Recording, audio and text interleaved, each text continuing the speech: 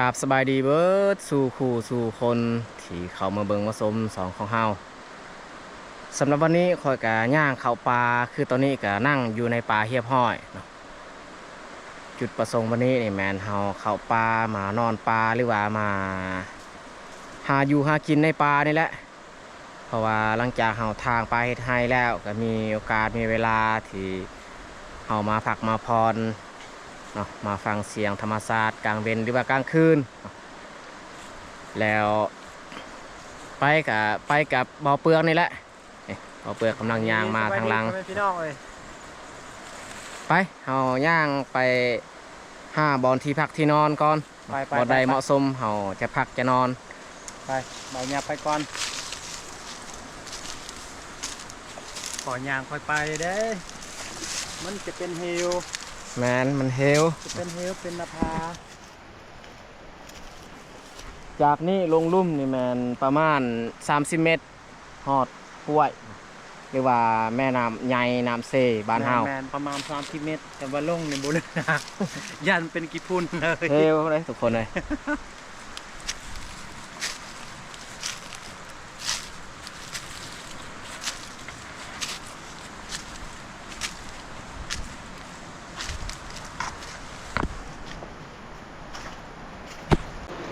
ดูนกอุทยานเลยดีกว่าไปบาราลี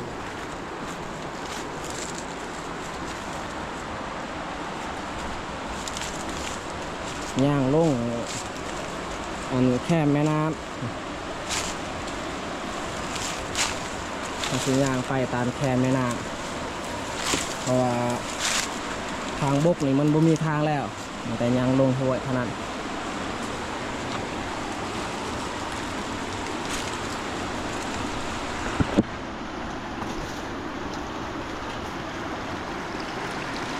น้ำน้อยนี่ไซส์ขนาดแต่ว่าน้ำใหญ่นี่ขุ่นแห้ง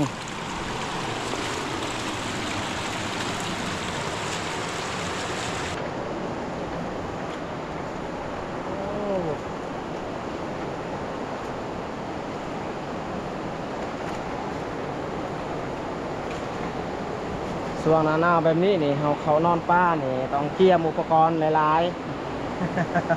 เพราะว่าบ่มาลายนี่หนาวเลยทุกคนเลยไล่นอนกดจงคงเลยนะ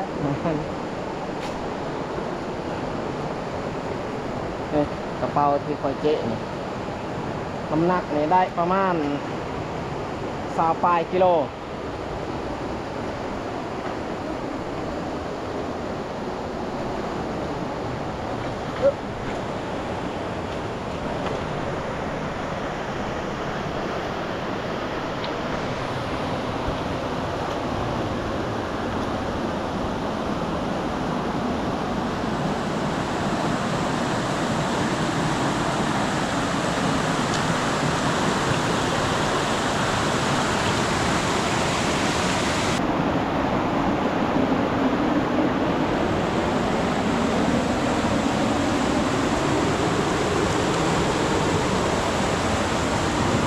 อันนี้บอลยากสุดเอาขึ้นโอ้สงสัยน้ำขึ้นไม่ไหม้ได้เลยนี่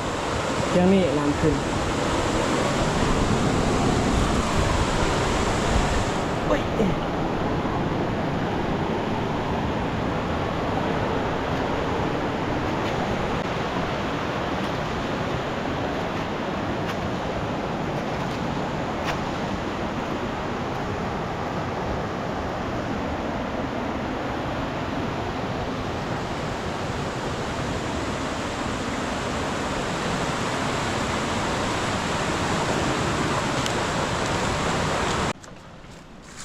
เมียบ่เปลือกกะห้อนค่ำอยู่นี้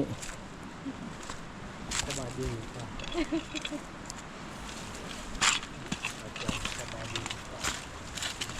คนอื่นบ่เห็นแต่พอดีเอาเพิ่นห่อนอยู่นี้โอ้พุ่นอยู่เทิงอีก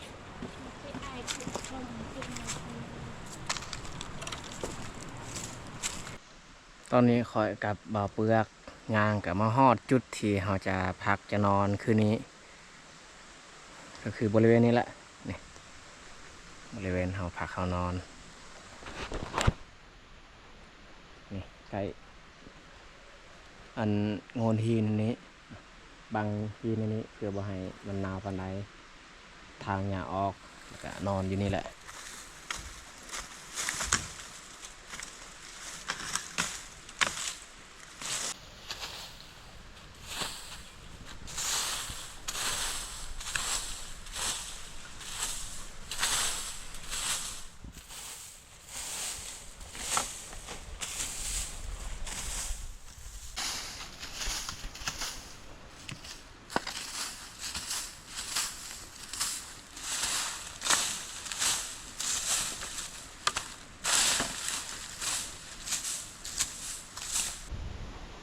สร้างโครงหางไว้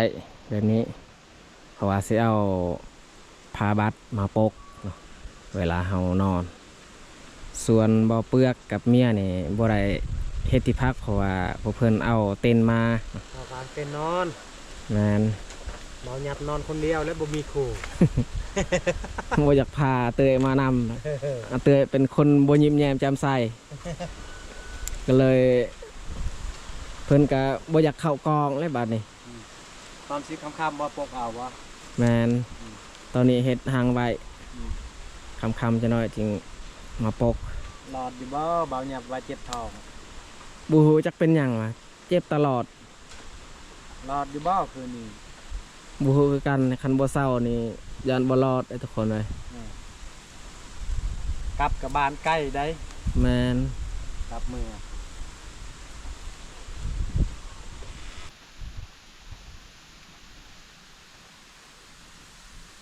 เฮาเฮ็ดโครงหางแล้วนี่เฮานอนพักผ่อนก่อน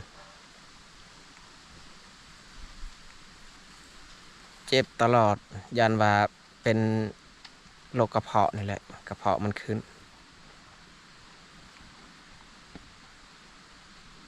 มันเจ็บคือลักษณะเฮากินอันนั้นมักเผ็ดสมัยก่อนส่วงเขายังน้อยเขาเคยกินแบบสิ่งที่มันเผ็ดแห้งมันเจ็บอีกอาจจะแมนนี่แหละกระเพาะ ดูหู มันฮอดบอลนาเอิกกัน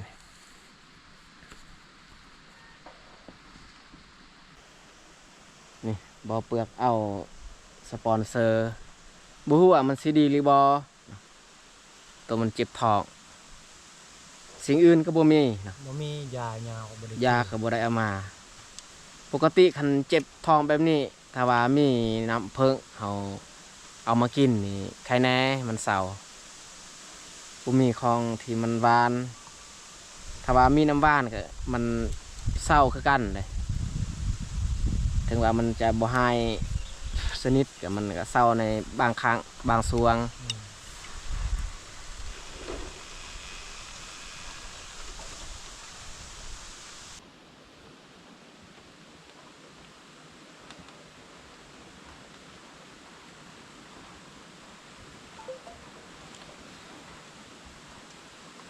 บ่มียาแก้แนวอื่นบ่เปลือกไปข้อสมุนไพรของคนอื่นเฮาลองมาทาใส่ว่ามันจะดีหรือบ่ คันบ่เศร้านี่กลับเมืองแล้ว เมื่อก็บ่ไหวนี่ทางไกล ทางมันใกล้เด้ครับได้ เดี๋ยว ป ได้ ระมา ก็ ณ ต้องนอนให้ได้คืนนี้ 10 กิโลได้เส้นทาง เคยเจ็บแบบนี้มาก่อน เวลากระเพาะมันขึ้นก็เจ็บ แต่ว่าบางครั้งมันก็เซาบางครั้งเจ็บ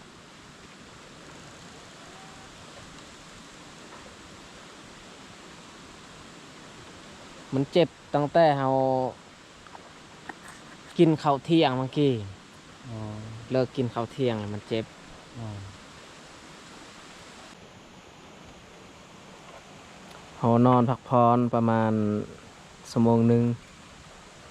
ถ้าว่าชั่วโมงหนึงเราพักผ่อนอยู่นี่บ่หายก็บ่ได้ออกไปหากินนั่นแหละ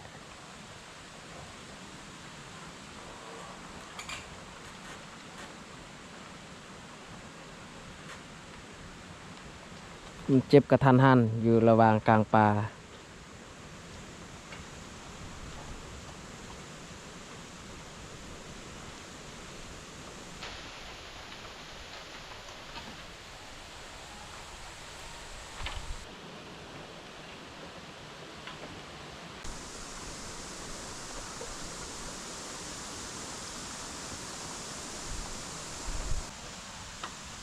านอนพักผ่อน30 กว่านาทีรู้สึกว่าแค่แน่หน่อยหนึงแล้วบ่อเปลือกก็ย่างออกไปซอกพื้น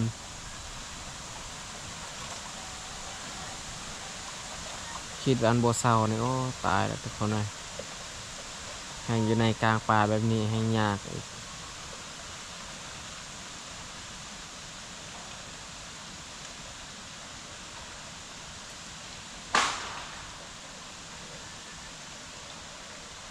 ลมพัดตลอด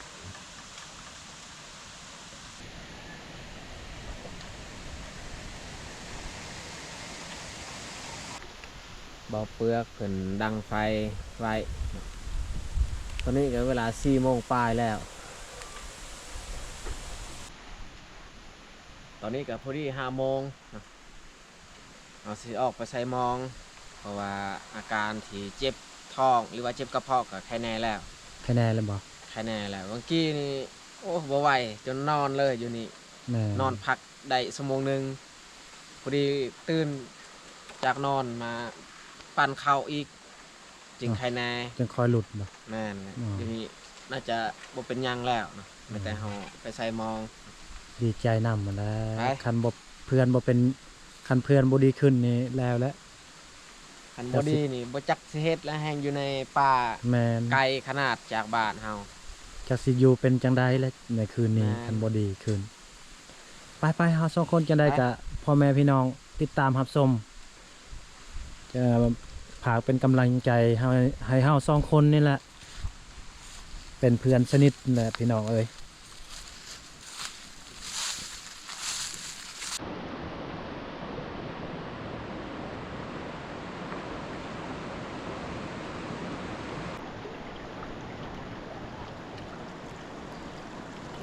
มองมันเบากลัวบ่หนักใส่แต่บอนน้ำไหลบ่แห้ง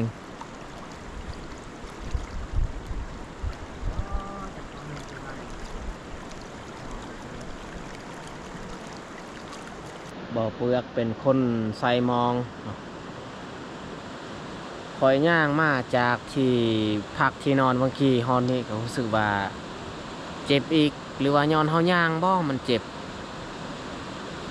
ให้แต่เพิ่นไปใส่มองคอยเนี่ยเป็นตากองให้เลยบัดนี้โอ้ทุกคนเลย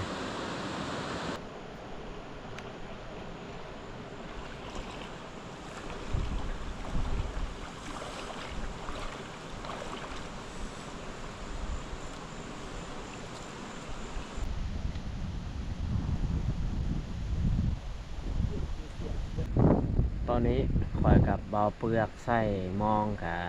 เรียบร้อยมันแต่สิเข้าไปหาที่พักที่นอนของเฮาเนาะมาพุ่งเข้าไว้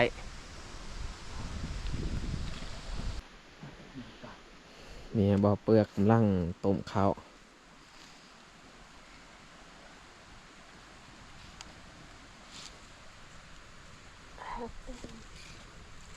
ตอนนี้ก็เวลา6 โมงแล้วบรรยากาศสิเริ่มมืดเขาแล้ว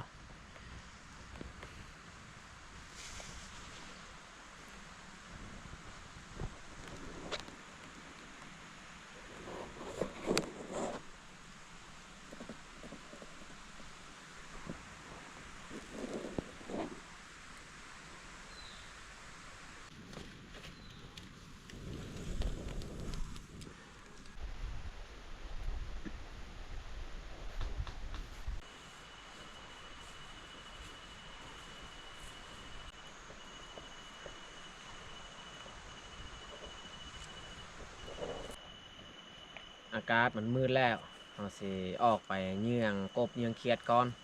เพราะว่าเฮายังบ่ทันได้เรื่องอาหารการกินต้องได้ไปลุ้นไปเบิ่งนำกันว่าเฮาสิได้เขียดหรือบ่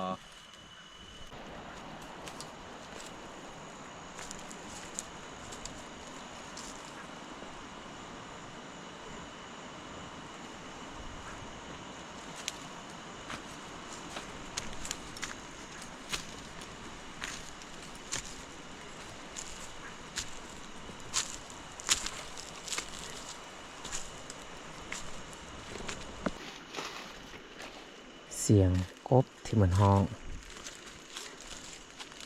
อยู่ลุมหมดแล้วตอนนี้พวกเรากำลังย่างลง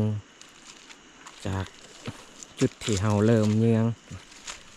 ตอนนี้ไม่ได้ย่างลงก่อนเอาเยี่ยงขึ้นตามแคมห้วยนี่แหละ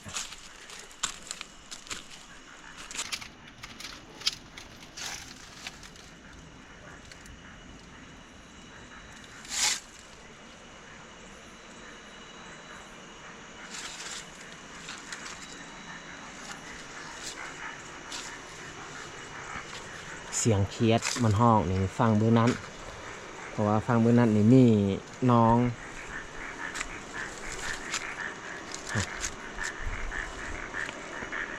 เบื้องนี้นี่มันเป็นหน้าผามันเฮวถ้าว่ามีก็มีแต่เขียดรังสีเขียวเท่านั้น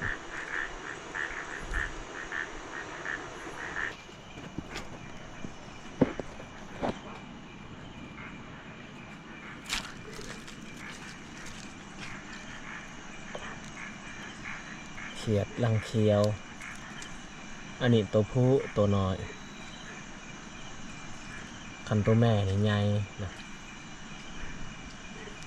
สำนี้เขาก็จับเอา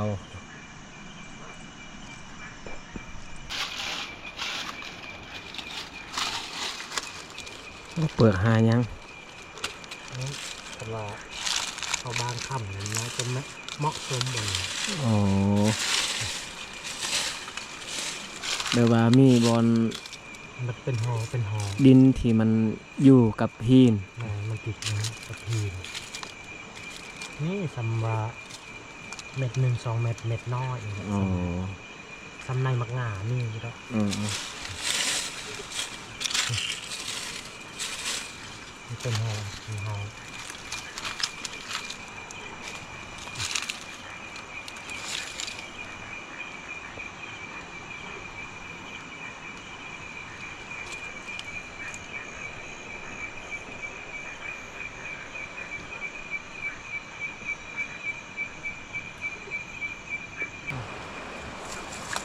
เอาเปลือกใบเขียดแล้ว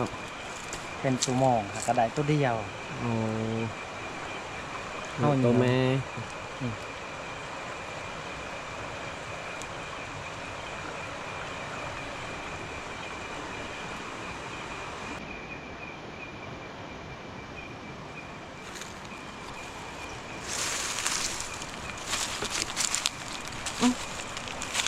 หลุดจากมืออีกแล้วพุ่นมันยังบ่ทันตายมันหลุดจากมือ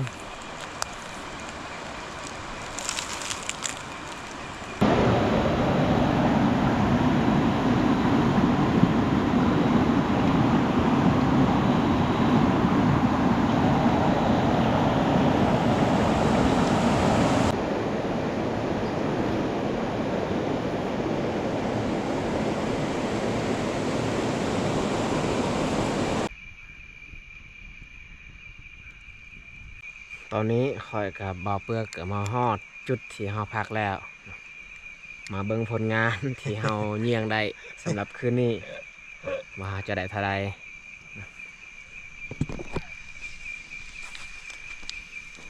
อันนี้ผลงานคืนนี้ ได้บ่หลายทุกคนเลยซ้ำเฮากินคาบนึงนี่แหละผู้ดีกิน3 คน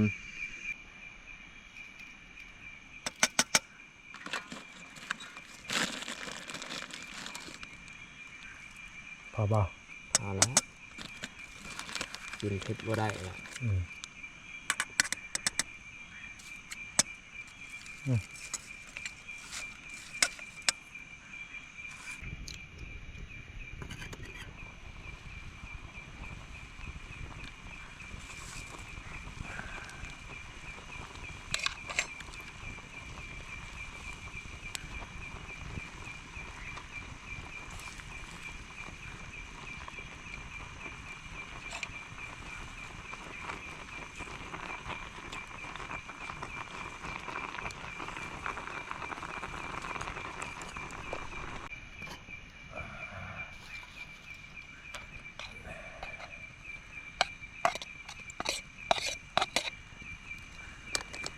เลย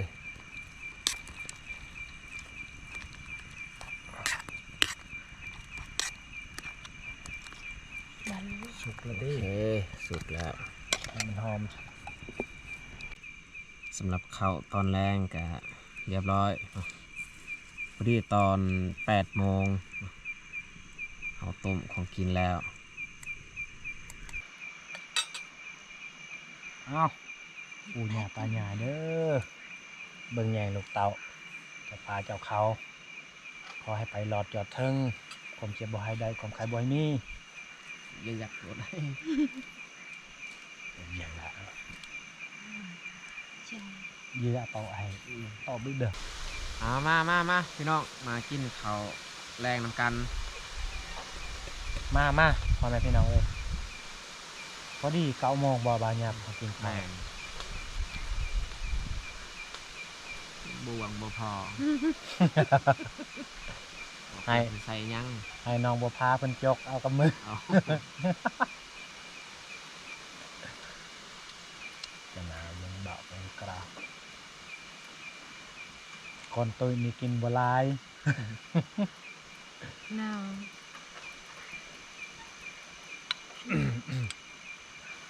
กินพอดี9 โมง กินข้าวแล้วก็นอนพักผ่อน แม่น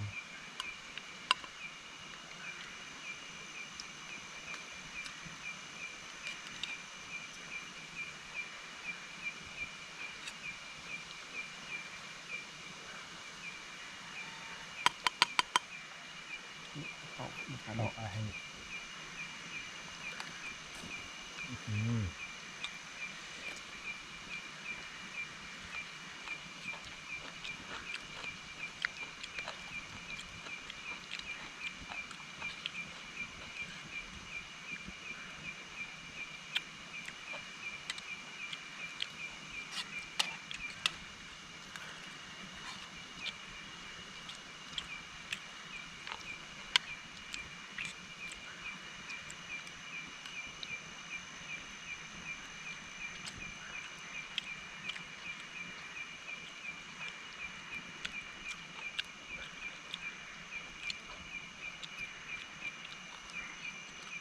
แซ่บสิมือบ่เกลือเห็ดของกิน แซ่บบ่ แซ่บ จะน้อยบ่มีขาย่องอีก ใช่ไปเลย อยากเค็มเกลือหน่อยนึงพอแล้วคุณกินอิ่มแล้วจะน้อยเจ็บท้องอีก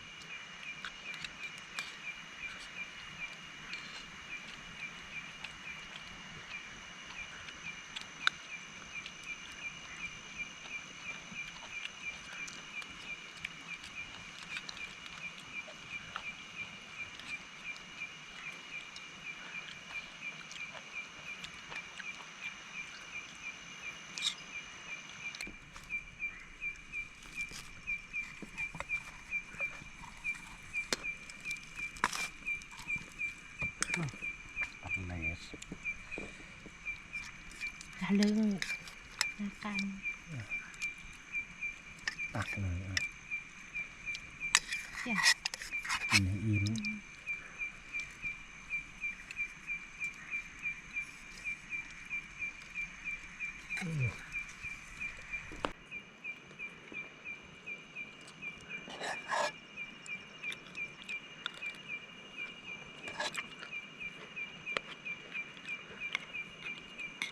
Đấy có là khai bản mình ạ.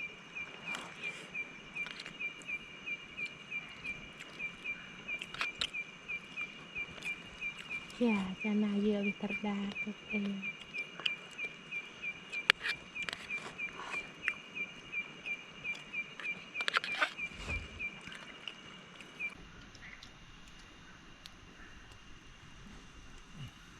กินข้าวแล้วเราก็เอาผ้าบัดมากางไว้เลย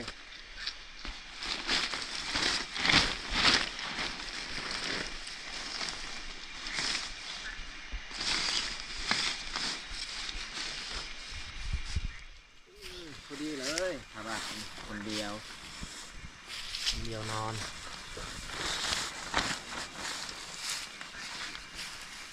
สำคัญน้ำหมอกได้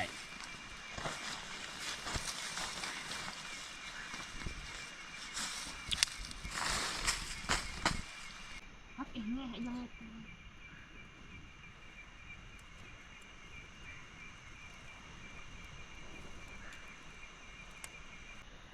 เรียบร้อยเราจัดบอลนอนบอลอยู่เขาเอาอูมาปูเนาะแล้วก็แอมอันนี้แมนอันนั้นพาบัต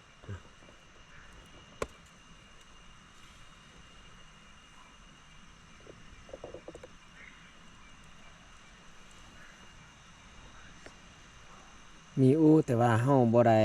เอาอูมามัดนอนติดพื้นมันสบายกลัวาเฮานอนเทิงอูนี่รู้สึกว่ามันปวดตอนโตถ้าว่าบอนพื้นที่แบบมันบ่เพียงนี่เฮาอาจจะนอนเทิงอูแต่ว่าอยู่นี่มันเพียงก็เลย นอนติดพื้นเลยซะ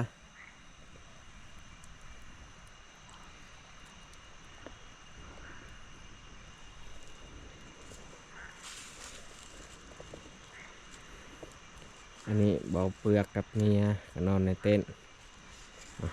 นอนข้างกัน นอนในเต้นพี่น้องเอ้ย ตอนนี้พวกเขากับสิเริ่มเขานอนแล้วบอกเปลือกกับฮีทสิเต็นท์ส่วนเฮากับสิเขานอน ที่นอนของเฮาอยู่นี่นอนคนเดียว อุ่นดีคือกันนะทุกคนก็เหมือนเต้นคือกันนะข้างนี้เฮาเฮ็ดอันที่นอนของเฮานี่ก็สัมพอดีเฮานอนบ่ต้องเฮ็ดกวางลายสัมพอดีเฮาเอาผ้าบัดมาปกแล้วก็ปูด้วยอูเนาะ